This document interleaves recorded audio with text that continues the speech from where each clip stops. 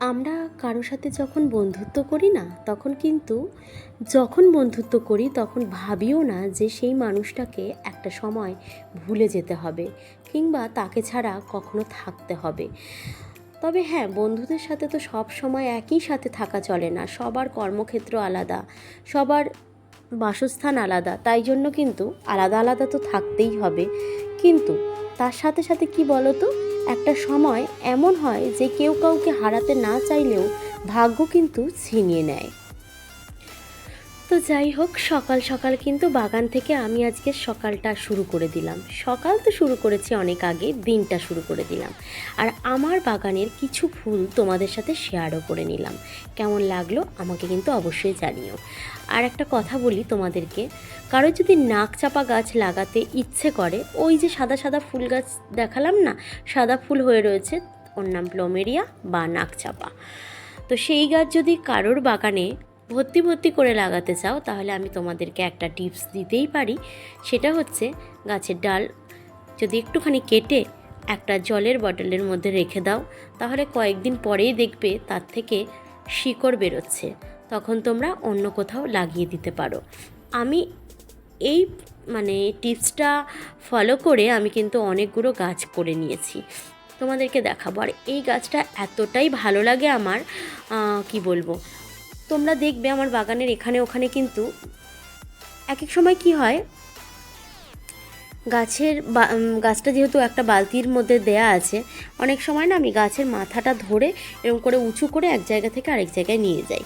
সেক্ষেত্রে হয় কি, এই ডালগুলো যেহেতু খুব একদম কি বলবো শৌখিন টাইপের, একটু নাড়া লাগলেই ভেঙে যাওয়ার মতো অবস্থা।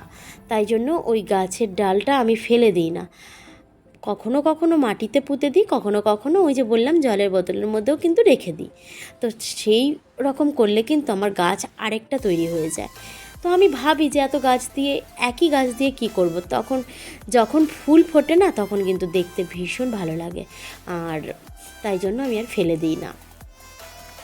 আর তোমাদের কারোর যদি ইচ্ছে করে যে এইভাবে করে তোমরা ছাদ বাগানে নাকচাপা গাছ লাগিয়ে ভর্তি করে দিতে চাও, তাহলে আমার এই টিপসটা ফলো করো, তাহলে দেখবে তোমার বাড়িতে নাকচাপায় ভর্তি হয়ে যাবে আর তোমারও ভালো লাগবে।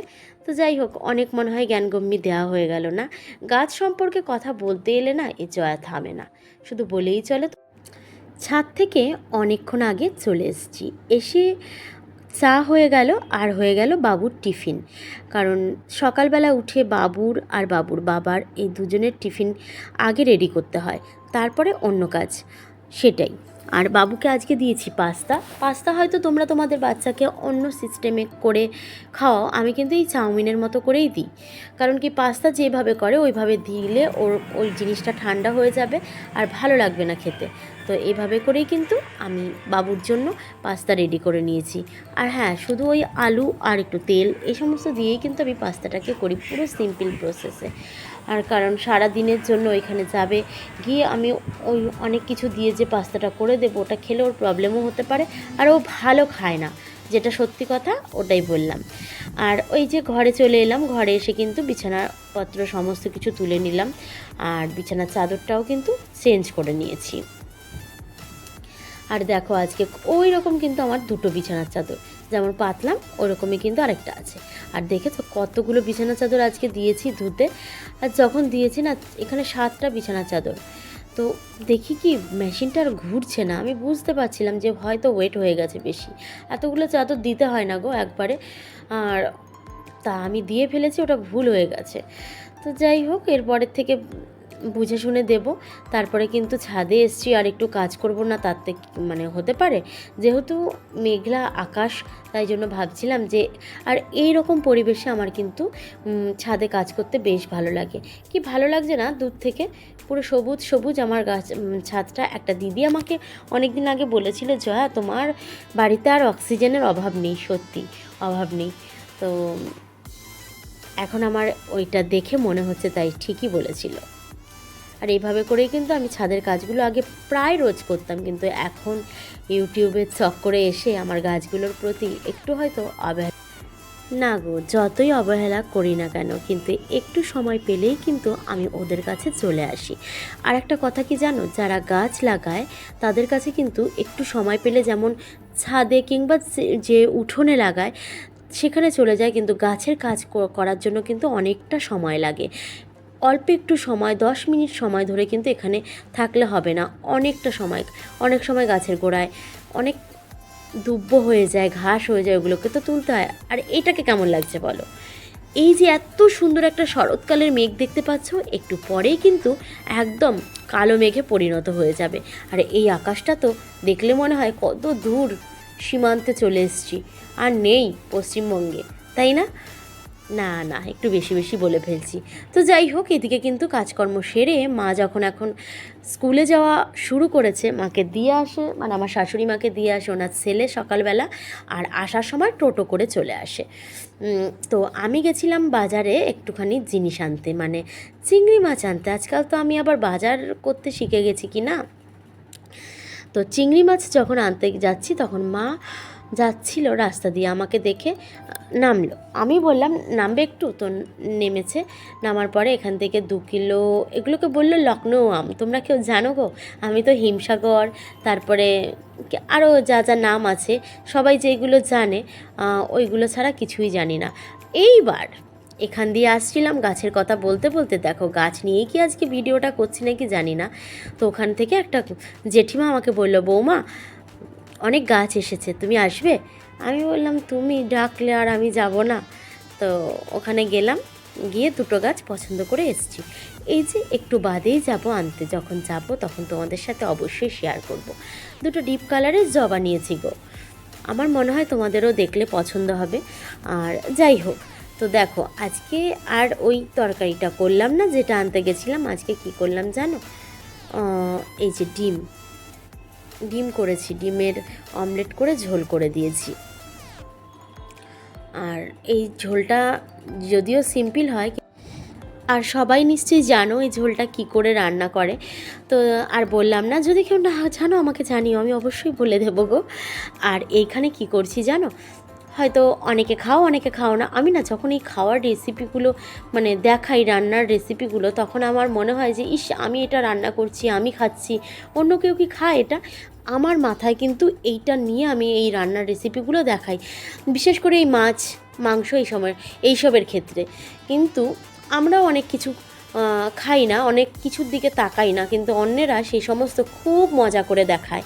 সেই সমস্ত কথাগুলো আর বললাম না, কারণ অনেক প্রিয় প্রিয় মানুষরা কিন্তু সেই জিনিসগুলো দেখায়। আর যাই হোক, আর ওটা কি করেছিলাম জানো? ওটা করেছিলাম ওই মাছের ডিম আর মাছের তেল ছিল, তা ওটাকে পেঁয়াজ আর রসুন কাঁচা লঙ্কা দিয়ে ভালো করে ভেজে নিয়েছি। আমি জানি এই জিনিসটা অনেকেই খেতে ভালোবাসে, কিন্তু আমার বাড়িতে যেহেতু 2-1 জন খায় না, তাই জন্য আমি ওদের কথা মাথায় রেখেই কথাটা বললাম যে অনেকে অনেক কিছু খায় না, কিন্তু সেই জিনিসগুলোও কিন্তু ভিডিওতে অনেকে দেখায়। এবার কে কী কোন জিনিসটা খায় সেই জিনিসটা তো আর যে দেখাচ্ছে সে জানে না, না? তাই জন্যই। কিন্তু তা হলেও কিছু কমন জিনিস আছে, সেটা সবাই জানে যে এরা এটা খায় না, ওরা ওটা খায়, কিন্তু সেটা মজা করে এক শ্রেণীর মানুষরা দেখাতে ভীষণ পছন্দ করে। ওই ব্যাপারেই বললাম। এবার কার খারাপ লাগলো আমার এই কথাটা শুনে আমি জানি না, হয়তো অনেকের খারাপ লাগতেও পারে, তো আই এম সরি। তো দেখো আমি এখানে এসেছিলাম কি করতে জানো? তুলসী গাছ নিতে। তো তুলসী গাছ নিতে এসে আমি কিন্তু তুলসী গাছটা তো লাগিয়ে দিয়ে এলাম, আর তারপরেও দেখলাম যে এখানে অনেক কিছু হয়ে আছে, আর তার সাথে ঘাসও তো অনেক হয়েছে। ঘাস তোলারও চেষ্টা করছিলাম, কিন্তু আর পেরে উঠলাম না, আর ক্যামেরাটা ছিল এক হাতে, তাই জন্য কিন্তু কাঁপছিল। আর একটুখানি হাওয়া ছেড়েছে কি ছাড়েনি, এই গাছটা গেছে পড়ে। দেখো এই গাছটা পুরো ভর্তি হয়ে ফুল ফুটে রয়েছে না? এই গাছটায় কিন্তু আগের বছরের ফুল তোমরা কেউ দেখোনি, কিন্তু ভীষণ ফুল ফুটতো তখন। এই গাছটা যেহেতু লতানো অ্যালামন্ডা, তাই লতিয়ে যাওয়ার মতো ওর কোনো জায়গা নেই, তাই জন্য ওকে কেটে কেটে আমি ছোট করে রাখছি, যাতে করে ও এখানেই ভালো করে আমাকে ফুল দিতে পারে। আর এখানে দেখো নীল ঘণ্টা, এটাকে বলা হয় ব্লুবেল। তো এই ফুলগুলোও কিন্তু ভীষণ ফুটেছে। এই ফুল গাছটার গোড়ায় বেশি মাটি নেই, ওই জন্য গাছটার কেমন একটা হলুদ হলুদ ভাব নিয়েছে। তো দেখা যাক, একটু ঠিকঠাক করতেই হবে। আর আজকের ব্লগে কিন্তু সবাই অনেক ধরনের জিনিস আওয়াজ পাবে ব্যাকগ্রাউন্ডে, যেমন ধরো অ্যাম্বুলেন্সের আওয়াজ, শঙ্খের আওয়াজ, কেউ কিছু মাইন্ড করো না, কারণ আমি ভয়েস ওভারটা দিচ্ছি সকালবেলায়। আর এখান থেকে কিছু ফুল তুলে নিয়ে যাচ্ছি ঠাকুরের পুজোর জন্য। আমি কিন্তু প্রায় লাস্ট মুহূর্তে চলে এসেছি। এবারে দেখবে এখন তো বাগানে ঘুরে বেড়াচ্ছে, আর একটু পরে ঝপঝপ করে বৃষ্টি চলে আসলো বলে, তো সেই বৃষ্টির জলে আমিও আজকে অনেক দিন পরে একটুখানি ভিজে নেব। সেই রেশেই মনে হয় আমার ঠান্ডা সর্দি লেগেছে। আর ওই দেখো রথ চলে এসছে, আর রথ কিন্তু আমাদের ওখানে একটা লোহার দোকান আছে, মানে গ্রিলের দোকান, ওখানে ওই রথটাকে বানিয়েছে।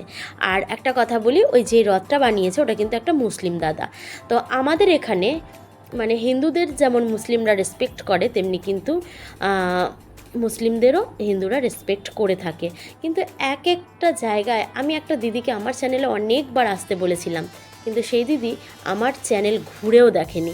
কি জানি জাতি ধর্ম নির্বিশেষে নাকি আমরা সবাই থাকি, কিন্তু সেই দিদি কিন্তু কোনো দিন আসেনি। ঠিক আছে, না এসছে তো কোনো ব্যাপার না, আসলেও হয়তো কখনো আমার চ্যানেলে ভিডিও দেখতো না। তো আজকে হয়তো অনেক কড়া একটু কথা বলে দিলাম না, কেউ কিছু মাইন্ড করো না, সবাই আমাকে ক্ষমার চোখে দেখো। তো এই বৃষ্টির সাথে সাথে কিন্তু আমি এখান থেকে বিদায় নেব। আর বৃষ্টিটা অবশ্যই উপভোগ করলাম, তোমাদেরকে কিন্তু দেখালাম। গেছিলাম, অনেক ফুল গাছ পড়ে গেছে নিচে, সেই ফুল গাছগুলোকে তো তুলে দিতে হবে, তাই না? তো তাই জন্য কিন্তু আমি গেছিলাম ওখানে। আর গিয়ে দেখি এত বৃষ্টি, আর না ভিজে কি আসা যায়? তো আমিও একটুখানি ভিজে নিলাম। তো ভেজার রেশটা তো এখন উঠছে। তাহলে চলো আজকের মতো এই পর্যন্তই, আবার দেখা হবে অন্য একটা নতুন ভিডিওর সাথে। ততক্ষণ তোমরা ভালো থেকো, সুস্থ থেকো, একে অন্যের সাথে জুড়ে থেকো। টাটা।